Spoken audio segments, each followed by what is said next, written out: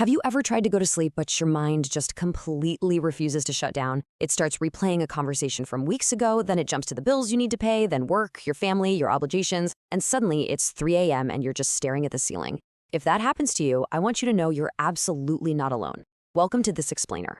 Today, we're looking at a profoundly heavy yet entirely unspoken feeling that millions carry right now. It's the sensation of having a constantly racing mind because somewhere along the way you completely left yourself behind. We are breaking down clinical insights from our source materials to understand exactly why we abandon ourselves, the science behind our anxiety, and how we can finally come back home to who we are. There is a hidden exhaustion so many of you know intimately, as this quote captures so perfectly. The day asked for more than I had. I kept words in my throat so no one would worry. You wake up, you put on your armor, and you push through. The day demands more energy and patience than you actually possess, so you just swallow your words. You hide your stress so nobody else has to worry. You wear this mask of impenetrable strength all day long, which is exactly why, when the lights go out, your brain goes into absolute overdrive. And this explains why a good night's sleep simply doesn't fix how tired you feel. The exhaustion is not of the body, it is of the soul. It's like running on a treadmill. You're putting in all this effort, but you never actually get anywhere. This is the weight of a soul that has forgotten how to rest, a mind that's constantly on high alert because it's sustaining a persona and filtering your own needs out of the equation. Your emotional floodwaters are desperately trying to get out, but you've been holding the dam together for years. Let's explore exactly how this happens in Section 1, The Weight of Silence. Our source material is adamant about this. There should be absolutely no guilt in resting. See, for thousands of years, the human brain evolved to identify danger: fight, flight, or freeze. The problem is, our modern brains still work that way, but the tigers are now constant notifications, comparisons, and the pressure to always be useful to others. So your brain thinks you're constantly in danger. It's like a fire alarm that literally never turns off. We have to realize there is zero shame in crying, and no guilt in just resting. It's the only way to signal to your brain that you are finally safe. Moving right along to Section 2, the illusion of the past. When people finally hit a breaking point from all this anxiety and exhaustion, they usually ask this question: how do I go back to being who I was?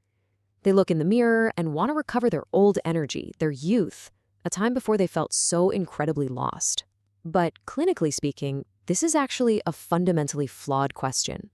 We need to flip the script entirely. Instead, ask, who can I become now? Think about it. The old you that you're romanticizing was likely the very same person who started abandoning herself in the first place. That younger you was probably twisting herself into knots to be chosen and validated. Our true goal here isn't nostalgia. It's forward reconstruction. We want to become someone who doesn't need to self-abandon just to feel loved. But to move forward, you have to do something tough. You have to undergo a necessary mourning. You must actively grieve the illusions. That means mourning the woman you imagined being, the life that didn't happen exactly as planned, all those swallowed words, and the forgotten parts of yourself. Anxiety often comes from refusing to process these losses.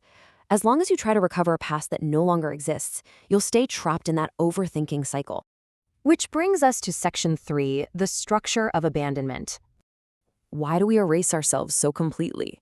Well, society often praises this under the toxic guise of being a warrior who carries everyone's burdens. When the pain gets too loud, we usually try a behavioral change, like a crash diet or buying new clothes, but that's just a surface-level fix.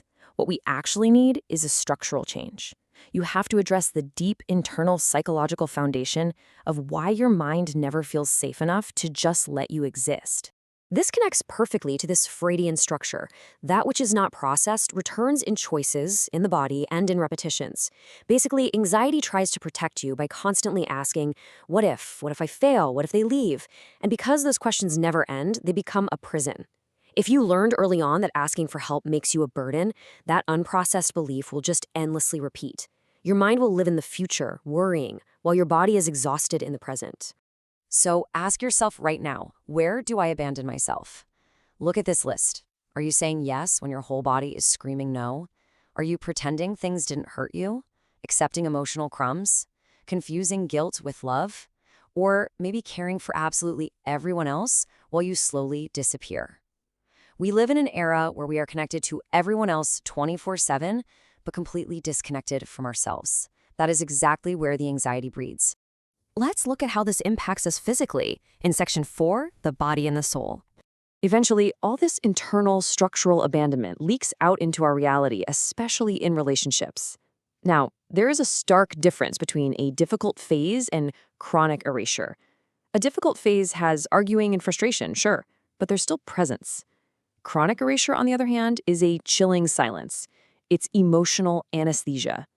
It's when you have learned to expect absolutely nothing from your partner, to the point where you doubt if you even exist anymore. And because that erasure hurts so deeply, many people turn their bodies into a battlefield. They think, if I just look perfect, if I just lose this weight, maybe they'll finally see me. But the body cannot carry the pain of the soul.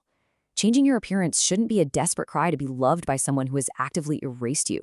You need to care for your body as a way of returning to yourself, not as a way to perform for someone else. Finally, let's talk about the solution in Section 5, small fidelities. Science shows our brains possess incredible adaptability.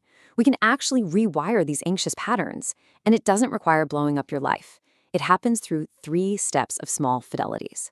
1, ask where you've been abandoning yourself.